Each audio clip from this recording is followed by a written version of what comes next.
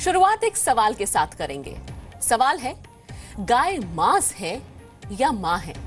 सवाल थोड़ा अटपटा लग रहा होगा, लेकिन जरूरी है, क्योंकि गाय इन दिनों राजनीति के शतरंज का वो मोहरा बन गई है जिसकी हर एक चाल में पार्टियां अपना सियासी गुणा भाग लगा रही हैं।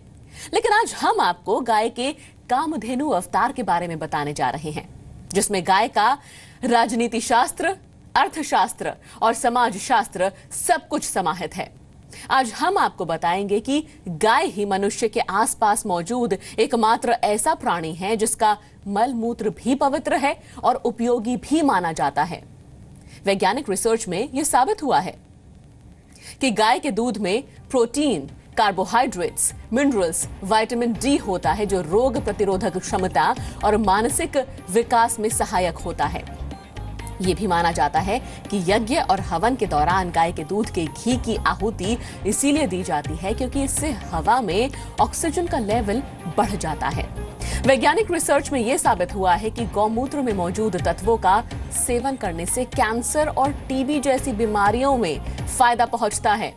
पेट संबंधी बीमारियों में भी आयुर्वेद गौमूत्र के सेवन की सलाह देता है। आपको यह जानकर भी हैरानी होगी कि अमेरिका ने गौमूत्र उत्पादों से जुड़े 4 पेटेंट्स ले लिए हैं। जी हां, अमेरिका ने। और अमेरिका हर वर्ष भारत से गौमूत्र आयात करता है और उससे कैंसर की दवा बनाता है। गाय का गोबर भी गौमूत्र की तरह मूल्यवान होता है। रासायनिक खाद के मुकाबले गोबर से बनी जो प्राकृतिक खाद होती है, उसके इस्तेमाल से कृषि योग्य भूमि में नमी 50% तक बढ़ जाती है, जिससे फसल अच्छी होती है।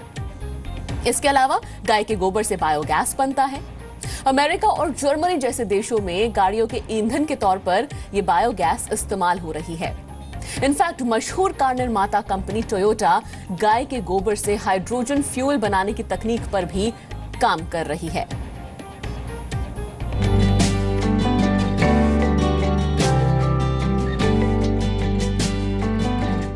आज हम आपको बताएंगे कि माता और मांस से आगे गाय वो कामधेनु है जो इस देश से बेरोजगारी को खत्म कर सकती है। गाय वो जानवर है जो इस देश में पेट्रोल और डीजल की कीमतों को जमीन पर ला सकती है।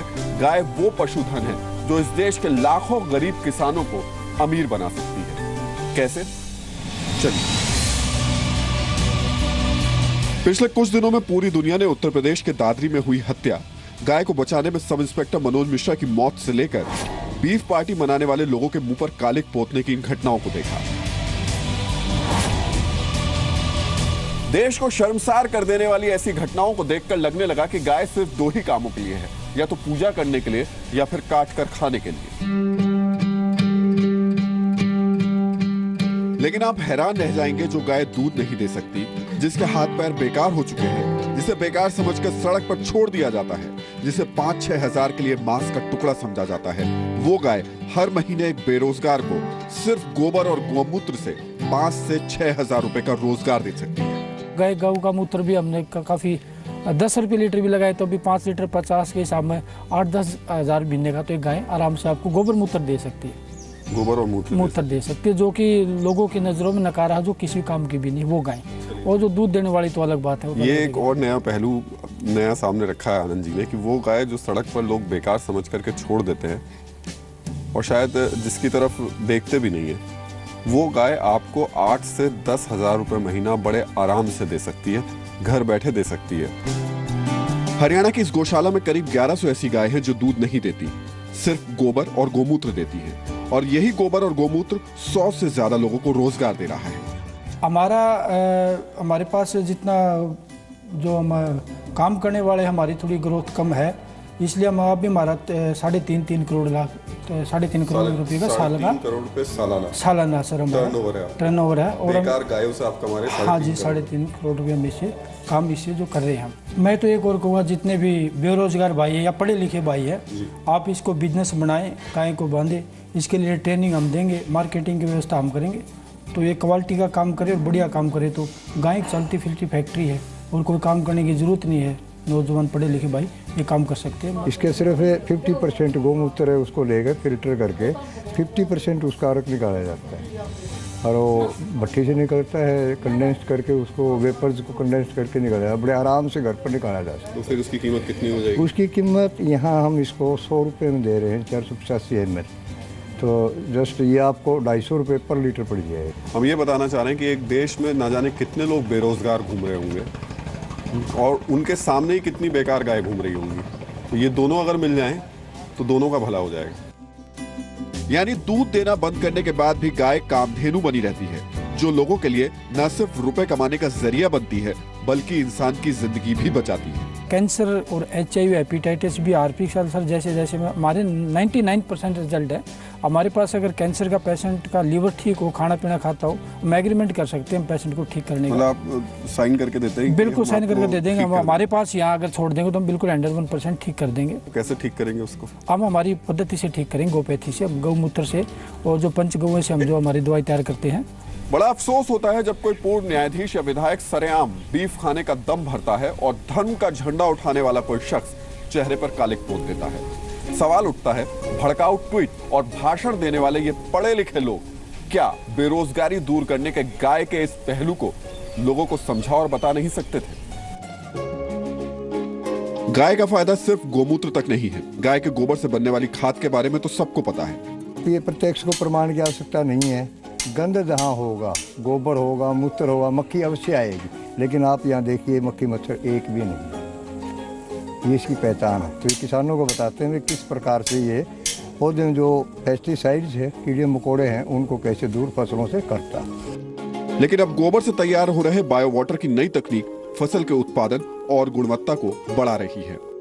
डॉक्टर संजीव, ये बायो वाटर क्या है और इसका फायदा क्या है? ये जो बायोगैस बनने के बाद जो बाई प्रोडक्ट बनता है, उसमें इस प्लांट में सॉलिड जो गोबर है उसको अलग निकाल दिया जाता है और जो लिक्विड वाटर है उसको अलग निकाल दिया जाता है। तो जो लिक्विड वाटर है उसमें गोबर और गौमूत्र है, उसको हम यहाँ से टैंक में भर के ले जाते हैं। हमने अपने फार्म पे टैंक बनाए हुए हैं, उसमें हम बायो वाटर को डालते हैं और उसमें बैक्टीरिया हम कल्चर करते हैं। वो बैक्टीरिया फिर जब हम सिंचाई करते हैं तो उसके साथ, सिंचाई के साथ ही हम उन बैक्टीरियाज को बायो वाटर के साथ दे देते हैं, जो कि खेत में चला जाता है। और खेत में जाने के बाद जो यूरिया DAP डालने से जो हमारा माइक्रोब्स थे वो मर गए, तो हमने उनको बैक्टीरिया दे दिया। जब बैक्टीरिया खेत में जाएगा, वो अपना काम करेगा। जब माइक्रोबियल लोड यानी जो सूक्ष्म जीव हैं वो ज़्यादा हो जाएंगे, तो जो हमारा केचुआ है वो भी बढ़ रहा है, सॉइल की हेल्थ अच्छी हो रही है। क्या बायो वाटर ये जो आप तैयार कर रहे हैं, इसके लिए बाकायदा किसी प्लांट की ज़रूरत है? ये देश में किसान हमारे जो हैं वो ऐसे ही गोबर से और गौमूत्र को मिला करके ये बायो वाटर तैयार कर सकते हैं? हाँ, इसके लिए ऐसा कोई ज़रूरी नहीं है कि आप किसी प्लांट से ही बायो वाटर लें। आप अपना गोबर और गौमूत्र गाय का ले सकते हैं और उसमें आप बैक्टीरिया कल्चर करके और अपनी खेती कर सकते हैं। फ़ायदा कितना मिल जाएगा इससे? फिर खेती पर असर कितना पड़ जाएगा? खेती में प्रोडक्शन अच्छी हो रही है, डाउन नहीं आ रही है। क्वालिटी केमिकल से जायज़ सी बात है बहुत अच्छी है, क्योंकि उसमें कोई केमिकल नहीं है। अफसोस की बात यह है कि मीडिया में गाय के मांस खाने या ना खाने को लेकर तो चर्चा हुई, एक धड़े ने तो आग में घी डालते हुए गाय के मरने के बाद के फायदे भी गिना दिए, लेकिन गरीबी से खुदकुशी करते किसानों को यह गाय कैसे बचा सकती है, ये किसी ने नहीं बताया। वैज्ञानिक रिसर्च के मुताबिक गाय ग्लोबल वार्मिंग कम करने में खासी मददगार साबित हो सकती है। तो हम यही समझना चाह रहे हैं आपसे। पहले तो हमको जरा ये बताइए कि वो गाय जो कि लोगों की नज़र में बेकार हो जाती है, तो वो बेकार गाय जो है जब जमीन पे जाती है, ये एलन सेवरी की रिसर्चेज हैं, 1 किलो गोबर जिस जमीन में पड़ जाता है उस जमीन में 9 लीटर पानी अपने अंदर एब्जॉर्ब करने की क्षमता बन जाती है। और जब आप ये इमेजिन करिए कि वहाँ पे एक गाय 8-10 किलो गोबर छोड़ रही है, तो 100 लीटर पानी उस सॉइल के अंदर मॉइस्चर की तरह से एब्जॉर्ब रहेगा। और अगर साल ऐसा होगा तो इरिगेशन वाटर की तो ज़रूरत ही नहीं पड़ेगी आपको। दूसरी बात, जब वहाँ पे ग्रीनरी, मॉइस्चर होगा तो ग्रीनरी होगी, और ग्रीनरी होगी तो उसमें क्या कहते हैं, कार्बन डाइऑक्साइड सिक्वेस्टरिंग। और जब गाय गोबर करके लैंड को फर्टिलाइज कर रही है तो आपकी ग्लोबल वार्मिंग रुकेगी। और कार्बन क्रेडिट आपको कितना मिल सकता है? क्या आप यकीन करेंगे कि गाय का गोबर आने वाले वक्त में CNG की तर्ज पर पेट्रोल और डीजल का नया विकल्प बन सकता है? हरियाणा में इसका एक पायलट प्रोजेक्ट भी शुरू हो गया है। हाटी साहब हमारे साथ हैं। हाटी साहब, अब आप ऐसी गैस तैयार कर रहे हैं गोबर से जो कि गाड़ियों में डाल दें तो गाड़ियां उस गैस से चलेंगी। सीएनजी की तरीके की ये गैस है, क्या गैस है ये बताइए हम। इसमें मीथेन गैस है सर, इसमें CH4 कहते हैं इसे, केमिकल नेम है, तो मीथेन बोलते हैं इसे, जिसमें जो है हमें जो है इसको फिल्टर करने के बाद 95-96% के करीब मीथेन मिलती है। 180 मिलियन कैटल हेड्स हैं इंडिया में, और उनसे अगर हम बायोगैस के रूट के थ्रू जाएं तो उसमें कम से कम 85 million standard cubic metre per day gas निकलेगी, और उससे ज़्यादा निकलेगा गोबर से कंपोस्ट, उसको बायो कंपोस्ट बोलते हैं या बायो मैन्योर भी बोलते हैं। तो एक रूट है कि बायो मैन्योर मिली खेती के लिए, और बड़ी खुशहाली रहेगी, ये यूरिया से 10 टाइम बढ़िया खाद है। इसकी जो उर्वरक शक्ति है मिट्टी की वो हमेशा कायम रहती है, बढ़ती है राधर। तो ये खाद का काम आया। दूसरा गैस निकली, तो ये गैस जो आपको बता रहा था कि अगर गैस निकाला जाए तो ये पूरे भारतवर्ष की जितनी भी गाड़ियां हैं, चाहे वो ट्रक हों, बसेज हों और वो गाड़ियां हों, वो इस गैस पे चल सकती है, इतनी ताकत है इसमें। इतना ही नहीं, महंगी होती एलपीजी के मुकाबले अब आप अपनी रसोई के लिए गोबर से बनी बायोगैस के सिलेंडर भी ले सकते हैं।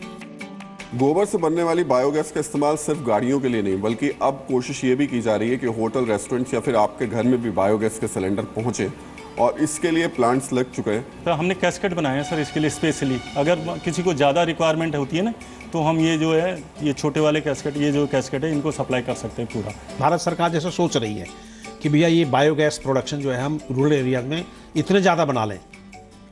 नेशनल बायोगैस मिशन में उन्होंने बोला कि 10 मिलियन छोटे छोटे प्लांट लगाएंगे। अगर इस ढंग से हो जाएगा फिर उनको एग्रीगेट करके फिर सीएनजी में जाना उचित है।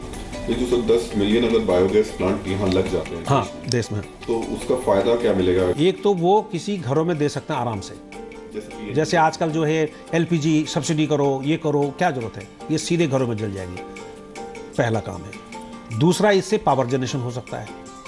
तीसरा, जो इनके छोटे मोटे ढाबे हैं या दुकानें चाय की हैं, मिल्क प्रोडक्ट की हैं या जलेबी जो भी बनाते हैं वो यूज करेंगे। छोटे स्तर पर देश में गोमूत्र और गोबर से हजारों लोग कमाई कर रहे हैं, लेकिन सरकार चाहे तो दवाई, खेती और ऑटोमोबाइल सेक्टर में गाय का गोबर और गोमूत्र से बड़ा योगदान मिल सकता है। लेकिन सरकार भी गाय पर बोलने से बच रही है। बुरा मत मानिए, लेकिन आज जुबान बहुत तल्ख है।